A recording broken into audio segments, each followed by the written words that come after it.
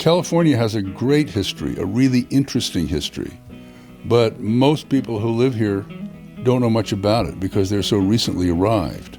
It helps to have an uncle who's been here, or two uncles who've been here, or a grandfather who's been here, and a grandfather with just something as simple as weather memory who can say, oh yeah, we had a little bit of flood this year, but you should have been here in 1956. That's when we really had a flood. So then you don't have to join a support group to get over the flood. You just go talk to your grandfather. I can remember from our bedroom in Berkeley looking over and seeing the glow in the sky from the burning of San Francisco. People came up the Channing Way, and the churches took care of them and fed them.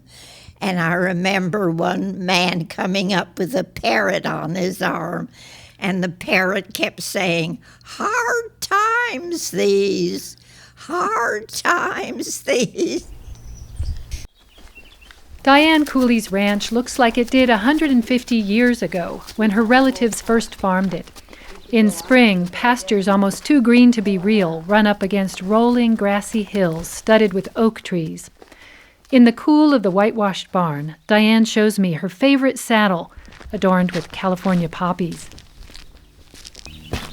Which one is your saddle? This one here.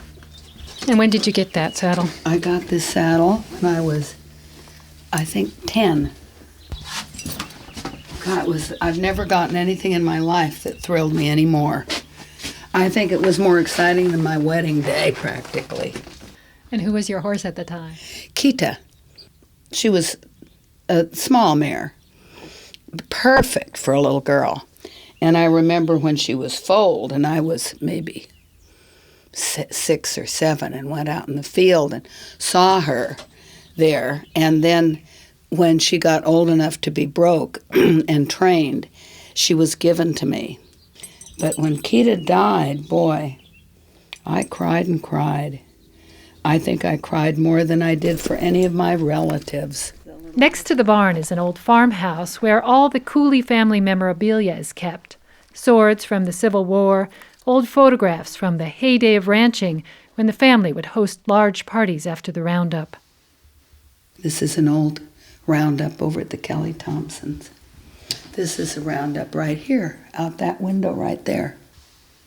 Almost like a museum. Yeah, it's like a little house museum, and there are stories to tell about every object. Civil War ancestors, and the ones that were in the Indian Wars, and the last horse in Custer's Last Stand. Part of your family heritage, too? Yeah, Part of what I hope people in this beautiful valley will know and understand. No matter when they came here, I hope they'll value this place and feel so attached that they want to represent it in the most responsible way they can. That's what we're here to do, is to not only to look after our own interests, but the interests of the people that we live with, and the soil and the water and the whole thing.